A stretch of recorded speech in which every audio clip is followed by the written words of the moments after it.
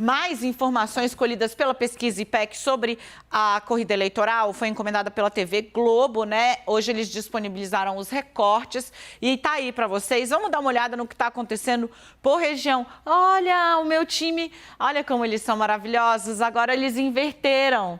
Tá aqui Sudeste, a região que tem o maior eleitorado do Brasil, Nordeste, Centro-Oeste e Sul, organizadinho por tamanho, para você conseguir entender a importância e a diferença que está fazendo este dado aqui, ó. Esta pisa aqui na região Nordeste. Vamos começar a olhar a região Sudeste, a mais populosa do Brasil. Gente, 11 pontos de diferença. Isso aqui significa que Lula avançou no Sudeste e esse avanço teria sido, inclusive, entre os homens. Aqui em São Paulo, a pesquisa registra um avanço nesse segmento.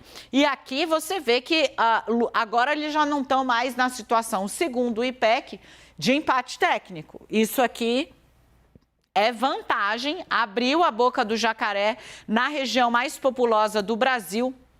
E nessa região também, a terceira via, a Simone e Ciro, vamos voltar aqui, ó. Ciro laranja, Simone verde, estão empatados. Simone e Ciro. Ontem, você viu aqui no 360 que eu falei, a campanha de Simone Tebet tem dois objetivos. O primeiro, fazer dela a candidata a presidente mais votada da história do MDB. Segundo, que ela ultrapasse Ciro Gomes. Hoje, a concorrência, muita gente está trazendo como se fosse novidade. Você já tinha visto aqui. E eu, inclusive, falei que a campanha da Simone dizia que em algumas regiões importantes, como no Sudeste, em colégios importantes, como em São Paulo, ela já estava empatada com Ciro Gomes. Lembra? Resgata no programa de ontem. Tá aqui, ó.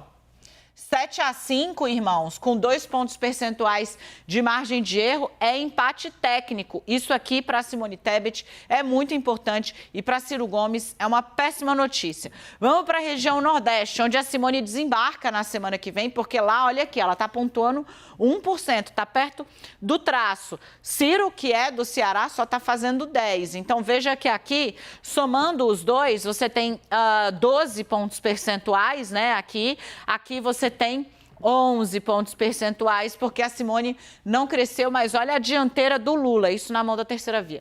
Olha a dianteira do Lula, 56-23, 33 pontos percentuais de diferença. O Edu veio perguntar se eu estou fazendo Kumon, porque eu não errei as contas hoje. Eu estou concentradíssima por você, telespectador. Não deixa o Edu Petrelli fazer bullying comigo. Tá aqui, ó, essa diferença de 33 pontos, gente, inalterada, inacreditável. É muita coisa, é muita dianteira, é muita frente e isso não mexeu. O Auxílio Brasil não mexeu. Até agora o consignado não mexeu, nada conseguiu alterar essa correlação. Aí a gente vem aqui para os estados para as regiões bolsonaristas, digamos assim, né? A gente vai falar do Norte e Centro-Oeste. Isso aqui é empate técnico no limite da margem de erro, porque a margem de erro aumenta à medida que você reduz o foco, né? Você vai ampliando o foco, então a margem de erro ela cresce. Aqui, ó, 40-35 é jogo embolado no Norte e Centro-Oeste. Centro-Oeste agro fortíssimo, Norte também, jogo embolado. E na região Sul, no Sul você tem 39-39, é um empate numérico, pá, cravado. Sul também que deu muito voto, nenhum dos estados do Sul deu menos de 60% ou quase 60% dos votos válidos para Bolsonaro em 2018, no primeiro turno. E agora a situação é essa, 40-40, 39-39, bololô. E a terceira via aqui fazendo 9 pontos percentuais, o pior desempenho da terceira via em todos os estoques de região, os estoques de voto nas regiões pesquisadas. Aqui, jogo muito parelho, aqui, jogo muito parelho, aqui, a PISA que faz a diferença. E isso aqui, se isso aqui for confirmado pelas próximas pesquisas, tem Datafolha na quinta-feira, essa dianteira aqui no Sudeste, aí a campanha de Jair Bolsonaro vai precisar acender um alerta muito, muito forte. Yuri Pita, quero te ouvir. Ô, Dani, acho que... Ops, Daqui a cadê? Pouco. Aê! Chegamos você todos. Também não anda só, né, meu? É isso.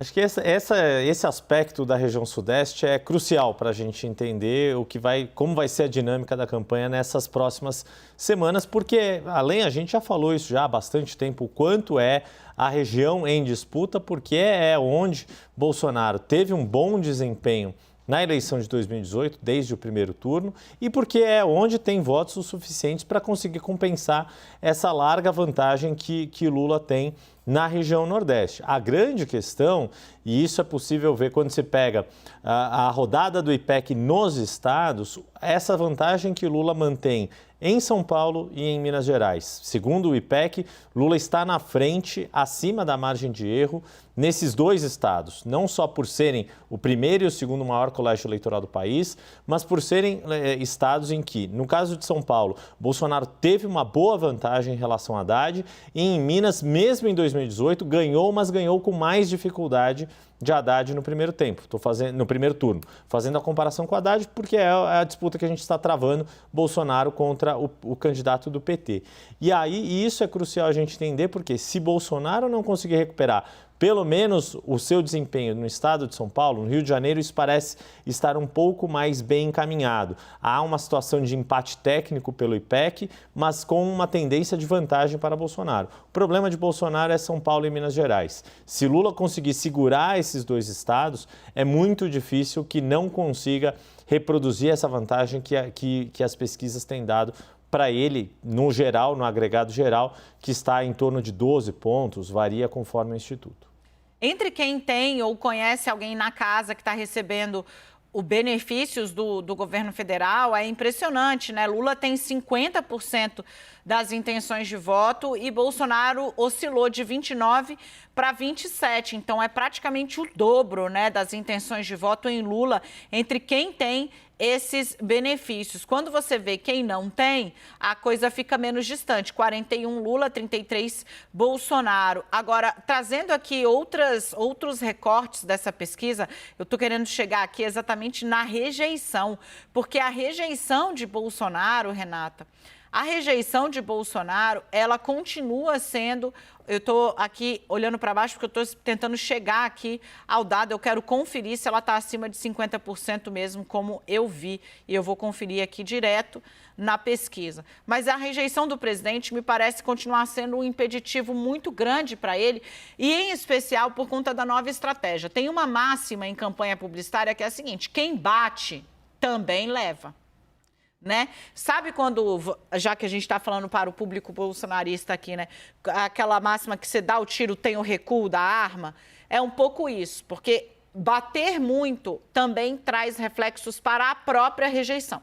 Você bate para ampliar a rejeição do alvo, mas você obrigatoriamente vai ter resposta, vai ter ação na justiça, vai ter noticiário explorando, e isso tem um efeito rebote. Mais ou menos para dissolver Marina Silva na eleição de 2014, para não ficar parecendo que essa é uma estratégia só dessa eleição, né? Quando Dilma coloca o pessimildo, o prato de comida vazio, dizendo que se tivesse autonomia do Banco Central, o banco ia tirar o dinheiro do pobre. O João Santana fez essa peça que virou célebre, assim, de como mexer com o imaginário, distorcendo muito o significado real de uma ação, e isso dissolveu Marina Silva, que não tinha tempo de TV para se defender, deixou uma marca inesquecível naquela campanha e também amplia rejeição.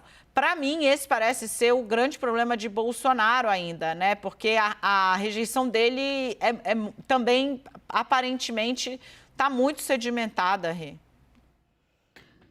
Ela é muito resiliente, ainda que, se a gente pegar no agregado das pesquisas, a gente consegue detectar algum tipo de melhora, mas ela é muito residual.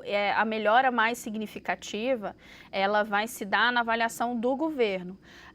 E aí, quando a gente vai analisar a imagem e a avaliação das pessoas em relação ao candidato, ao presidente Jair Bolsonaro, esse percentual ele está sempre acima da avaliação que se faz do governo. E esse virou uma dificuldade dificuldade. Não é algo que a IPEC está registrando pela primeira vez, já vem de outras pesquisas e já vem de um tempo. É algo que preocupa a campanha do presidente Jair Bolsonaro, de como fazer com que esses efeitos, até das medidas do governo, eles consigam ser transmutados para o candidato Jair Bolsonaro. O que explica isso? Por que você tem esse fosso, né? Por que você tem essa diferença?